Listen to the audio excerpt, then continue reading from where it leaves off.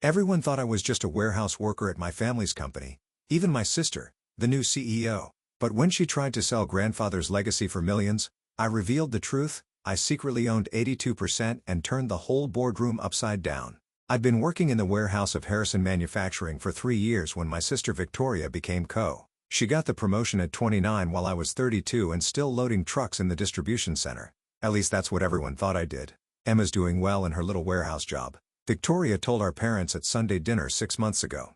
It's good she found something she can handle. Not everyone is cut out for executive work. Mom nodded sympathetically. We're just glad you're employed, sweetie. After you dropped out of business school, we weren't sure what would happen to you.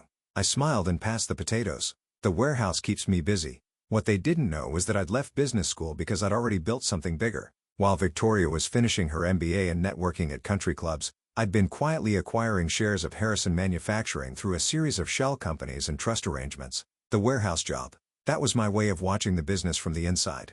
Understanding every operation, every employee, every weakness in the system. Harrison Manufacturing was our grandfather's company. He'd founded it in 1987, building industrial components for automotive manufacturers. When he died 5 years ago, he'd left equal shares to his 3 children, my father, my uncle Robert, and my aunt Jennifer. Together, they owned 60% of the company. The remaining 40% had been held by various investors and board members, or so everyone thought. Over the past 4 years, I'd systematically purchased those shares. A retiring board member here, a frustrated investor there. I'd used money from a tech startup I'd sold in my early 20s, a company I'd built while wasting time on computer stuff. According to my father, the sale had netted me $47 million, and I'd invested it carefully, quietly, and strategically. The shell companies had names like Meridian Holdings LLC and Cascade Investment Group. Nothing that would raise suspicions, nothing that would connect back to me. My lawyer, Richard Chin, had structured everything perfectly.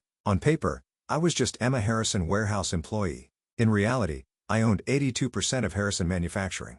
I'd been waiting for the right moment to reveal it, and then Victoria handed me that moment on a silver platter. It started at the quarterly shareholders meeting 3 weeks ago. These meetings were usually formalities reviewing financial reports, approving budgets, discussing strategic initiatives. Family members always attended, even though most of them didn't understand the numbers. I arrived at the conference room on the executive floor at 9:55 a.m. 5 minutes before the meeting started. I was wearing my usual warehouse uniform, jeans, and a Harrison Manufacturing polo shirt. I'd come straight from my morning shift, still smelling faintly of cardboard and machine oil. Victoria was already seated at the head of the table, reviewing documents with our father and uncle. She looked up when I entered, her expression shifting from surprise to annoyance.